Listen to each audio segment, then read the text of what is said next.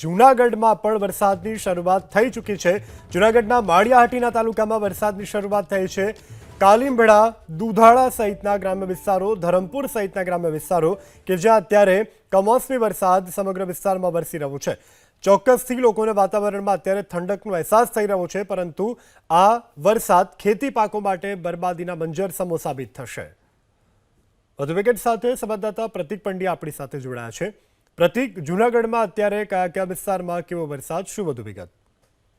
બિલકુલ, જૂનાગઢની વાત કરીએ, જૂનાગઢ જિલ્લાની વાત કરીએ તો સવારે 11 કલાક બાદ, વહેલી સવારે 11 કલાક બાદ વાતાવરણમાં પલટો જોવા મળ્યો હતો।